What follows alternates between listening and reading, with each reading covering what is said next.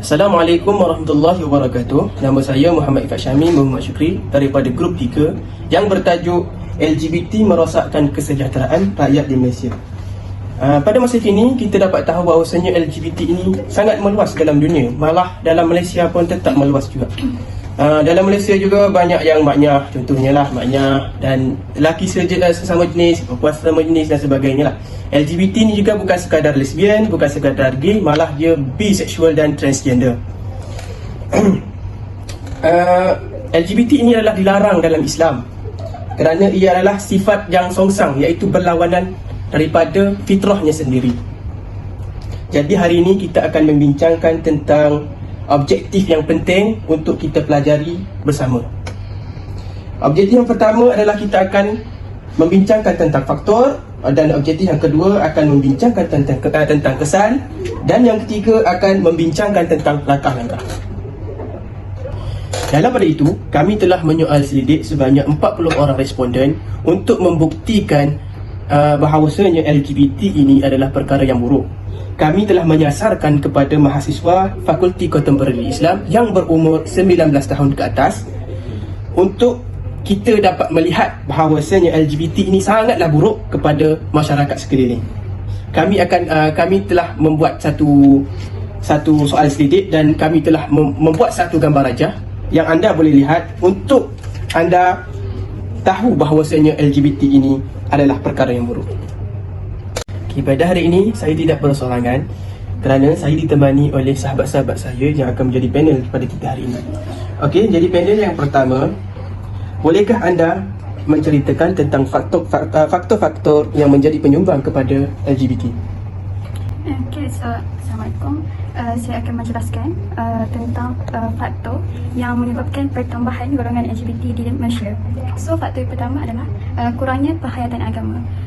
Setelah dikaji oleh beberapa mahasiswa di sini, so kita dapati sebanyak 50% yang bersetuju dengan kurang penghayatan agama, iaitu sebanyak 20 orang daripada 40 orang. So mereka mendapati bahawa kurangnya penghayatan agama menjadi faktor kepada pertambahan golongan LGBT di Malaysia. Kalau kita renungkan dalam Islam, kita amat menitik beratkan tentang penghayatan agama, kerana dengan penghayatan agama ni kita boleh menghalang tindakan-tindakan yang buruk yang berlaku di masa hadapan. Okay. So faktor yang kedua adalah terdapat golongan yang menyokong LGBT. So secara kalau kita lihat secara khususnya, tiada golongan yang spesifik yang menyokong golongan ini, tetapi terdapat beberapa pakatan gabungan yang badan bukan kerajaan yang menyokong aktiviti golongan LGBT. So antaranya adalah seksualiti merdeka. Mereka akan melakukan seksualiti merdeka ni setiap tahun. Seksualiti merdeka ini adalah keseksualan bebas, iaitu mereka melakukan perbincangan, persembahan serta forum untuk menggalakkan lagi hak seksualiti sebagai hak asasi manusia. Dan seterusnya, faktor yang ketiga adalah kurangnya penguasaan undang-undang. Kalau kita tengok dekat Malaysia dah ada penguasaan undang-undang, cuma dia tak diselaraskan lagi. Okay, so kalau kita lihat dalam kajian kita pun terdapat beberapa orang yang menyokong poin ini, iaitu sebanyak 57.5%, iaitu 22 orang. So itu sahaja daripada saya. Terima kasih. Okay, terima kasih kepada panel 1. Okay, kita dapat tahu bahawasanya faktor-faktor yang menyebabkan menjadi penyumbang kepada LGBT ini daripada panel 1 tadi adalah disebabkan oleh kurangnya penghayatan agama, pertambahan golongan yang menyokong LGBT, kurang penguatkuasaan undang-undang dan kurang pengetahuan tentang isu LGBT sehingga mudah terpengaruh. Jadinya kita boleh mengambil iktibar di sini bahawasanya kita boleh meningkatkan lagi aktiviti yang kita boleh laksanakan untuk mengurangkan faktor-faktor yang telah terjadi.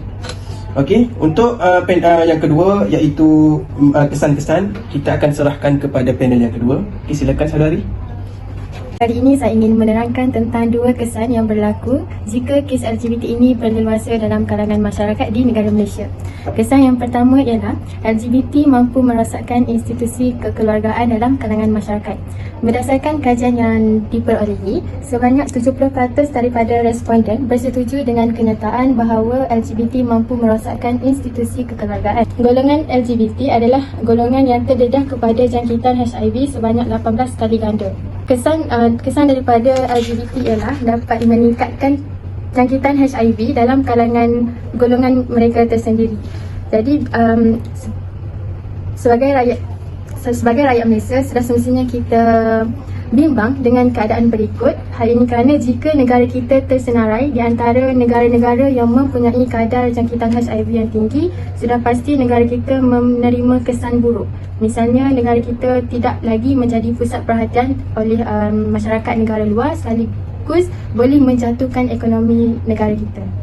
Oleh itu, setiap masyarakat mestilah cakna dengan kesan-kesan peningkatan LGBT supaya dapat memberi kesedaran kepada diri setiap pihak. Okey, terima kasih kepada panel kedua.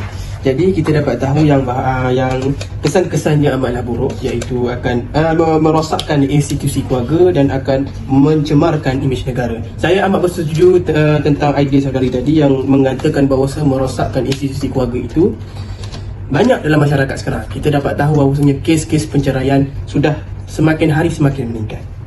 Okey, jadinya kita akan pergi ke objektif yang ketiga terus, iaitu langkah-langkah yang boleh diambil untuk mengelakkan LGBT ini. Okey, untuk saudari yang ketiga, boleh jelaskan kepada saya secara ringkas dan padat. Masalah yang akan mereka selesaikan dengan cara yang betul. Mereka juga dapat mengembangkan pemahaman yang lebih baik tentang diri mereka untuk mengelakkan daripada terpengaruh dengan isu LGBT yang mana memberikan kesan yang berbahaya kepada diri mereka. Terima kasih. Okay, kita akan teruskan kepada refleksi dan solusi bagi panel yang keempat. Silakan saudari. Okay, terima kasih kepada moderator. Seterusnya saya akan menguraikan refleksi ataupun solusi bagi mencegah jenayah LGBT. Okey, pertama, mahasiswa perlu meningkatkan penghayatan agama dalam diri mereka. Hal ini memainkan peranan penting kerana jika penghayatan agama dalam diri seseorang itu kuat, maka dia dapat membezakan di antara baik dan buruk dan sekaligus dapat mengelakkan diri daripada terjebaknya dengan LGBT. Yang kedua, peranan ibu bapa juga amatlah penting, sebagaimana ibu bapa haruslah mendidik anak-anak mereka dengan mendedahkan tentang keburukan LGBT kepada anak-anak mereka. Okey, seterusnya, menguatkan jati diri adalah satu sikap yang perlu ada dalam diri sebagai seorang calon pemimpin. Hal ini untuk memastikan keharmonian masyarakat dan juga negara. Okey, seterusnya, sebagai pelajar usuluddin dan juga kaunseling, kita haruslah menentang jenayah LGBT dengan sekerasnya kerana ini melibatkan akidah yang serius di mana dia dapat menjejaskan hukum hakam dalam perkahwinan, faraid dan juga keturunan.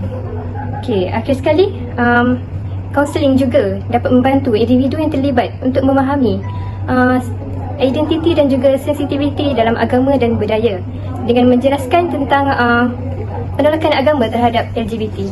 Okey, sekian, terima kasih.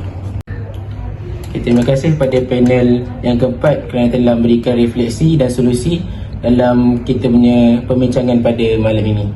So, akhirnya kita boleh dapat rumuskan bahawa LGBT ini daripada kesan faktor, dari segi faktor, kesan dan langkahnya dipengaruhi oleh daripada sekecil-kecil kelompok, iaitu golongan yang atasan dari segi pemerintah sehinggalah ke besar-besar kelompok iaitu masyarakat sendiri, yang mana kita boleh lihat dalam Malaysia dan ada ke peringkat global.